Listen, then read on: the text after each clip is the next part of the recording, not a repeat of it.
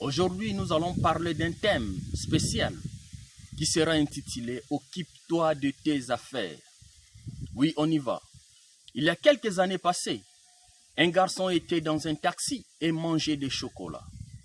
Après que la première barre soit finie, il a pris une deuxième, puis une troisième et une quatrième. Puis un homme à côté de lui a dit « Mon fils, sais-tu que cela va détruire tes dents ?» Le jeune garçon a répondu « Mon grand-père a vécu 112 ans. » L'homme lui a demandé ensuite « C'est parce qu'il mangeait des chocolats et qu'il a vécu 112 ans ?» Le jeune garçon lui a répondu « Non, c'est parce qu'il pensait à ses propres affaires. » Quelle école pour cet homme qui s'est inscrit ou qui s'est invité seul? Et j'appelle cela l'école du chocolat. Bien-aimé, pendant que tu ris à haute voix par rapport à l'humour et au courage de ce garçon, le Saint-Esprit veut que tu prennes note de cette leçon spéciale. Quelquefois, le silence dans les affaires des autres est la plus grande aide que tu puisses leur apporter. Oui, la parole dit qu'il y a un temps pour chaque chose. Pendant que la semaine s'achève, tu dois être sensible comme le fils d'Isaacar pour savoir quand et comment faire les choses. Faire une bonne chose à un mauvais moment la rend mauvaise. Deux choses indiquent la faiblesse dans cette leçon. L'une est de se taire lorsqu'il faut parler. Et la deuxième est de parler lorsqu'il faut se taire.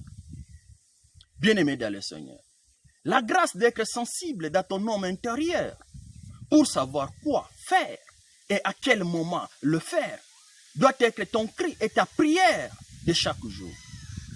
Sais-tu que le Saint-Esprit peut te demander de t'occuper de tes propres affaires et d'être calme quelquefois, mais à d'autres moments, il peut te demander de crier au sommet du toit. Bien-aimé dans le Seigneur, ne finis pas l'année avec un esprit bavard. Écoute toujours le Seigneur, même dans tes affaires journalières avec les autres. Et dans 1 Thessaloniciens chapitre 4, le 11e verset, il est écrit « Et à mettre votre honneur à vivre tranquille, à vous occuper de vos propres affaires et à travailler de vos mains, comme nous vous l'avons recommandé. » Bien-aimés, note les mots « mettre l'honneur à vivre tranquille et s'occuper de vos propres affaires ». Cela signifie quoi?